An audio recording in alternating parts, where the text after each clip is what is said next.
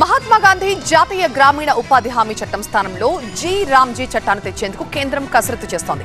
గ్రామీణ ప్రాంతాల్లో ఏడాదికి 125 పని దినాలు కల్పించేందుకు ఈ బిల్లులో ప్రతిపాదించారు. అయితే గాంధీ పేరును తొలగించి కొత్త చట్టం తీసుకురావడంపై విపక్షాలు మండిపడుతున్నాయి.